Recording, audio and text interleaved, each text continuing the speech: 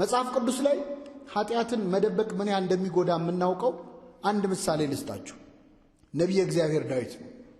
ንጉሥ ዳዊት በሕይወት ዘመኑ አንድ የሠራው ኃጢአት ነበር።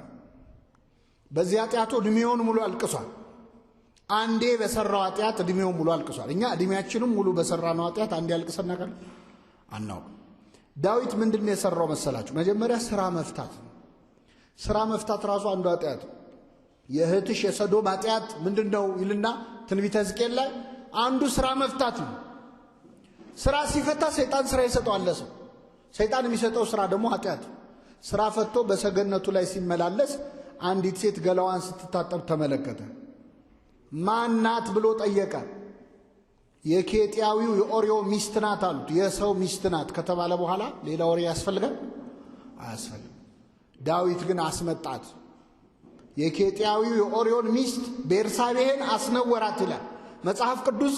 ባልና ሚስት የሚፈጽሙትን ሩካቤ አዳምም ሚስቱን ሔዋንን አወቃት አይደለም የሚለው። ከሕግ ውጭ ከሆነ ግን አስነወራት ነው የሚለው፣ ደረሰባት ነው።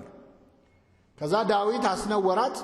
ይቺ ሴት ከወር ልማዷ ነጽታ ነበር ገላዋን ስትታጠብ የነበረው። ስለዚህ ጸነሰች። መልእክተኛ ላከችበት፣ ንጉሥ ሆይ ያንተን ልጅ ጸንሻለሁ አለችው። አሁን ልብ አድርጉ፣ ዳዊት ጦር ሜዳ የሄደን የአንድ ወታደር ሚስት ቀምቶ ከሱ ጸነሰች ቢባል ለስሙ ጥሩ ነው አይደለ? ይሄን ነገርማ መፍትሄ ያስፈልገዋል ብሎ ባሏን ከጦር ሜዳ አስመጣው። ምንድነው ሐሳቡ? ባሏ መጥቶ ከሚስቱ ጋር ምን እንዲተኛና ጽንሱ የሱ ነው እንዲባል። ኬጢያዊን ኦርዮን አስመጣው። እንዴት ነህ? ጦሩ እንዴት ነው? ሰላም ነው ያለው። ጠየቀው። እግዚአብሔር ይመስገን ታቦተ ጽዮንን ይዘን ድል እያደረግን ነው ንጉሡ ያለው። በልሺ ወደ ቤት ግባና እረፍ አለው። እንደው ከሚስት ጋር ተኛ ማለት ነው የቀረው። ዋና ሐሳቡ ኃጢአቱን ምን ለማድረግ ነው? ለመሸፍ። ኬጢያዊ ኦርዮ ግን ውጭ አደረ። ይገርማቸዋል። ውጭ አደረ። ከዛ በማግስቱ ውጭ ማደሩን ሲሰማ ምን ነው ውጭ አደርካል? የእግዚአብሔር ታቦት በደጅ አድራ፣ ታቦተ ጽዮን። የእስራኤል ወታደሮች ከጠላት ጋር እየተናነቁ እንዴት እኔ ከቤቴ ገብቼ ተኛለሁ? አልተሳካም። ስለዚህ አበላው፣ አጠጣው፣ አሰከረው። ሲሰክር ገብቶ ከሚስቱ ጋር እንዲተኛ ነው። ሰካራም የልቡን አይስትም። አሁንም ከውጭ አደረ። ምን ነው አለው? ታቦተ ጽዮን ከደጅ አድራ፣ እንዴት እኔ ከሚስቴ ጋር ገብቼ ተኛለሁ? በጣም ይገርማል። እንዴት ከምኔ ጋር ገብቼ ተኛለሁ? ዳዊት ከማን ጋር ነው የተኛው? ከሰው ሚስት ጋር።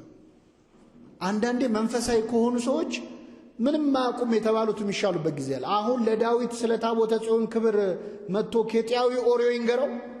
ከአሕዛብ የመጣ እኮ ነው። ኬጢያዊ ነው። ተገዝሮ ነው እስራኤላዊ የሆነው።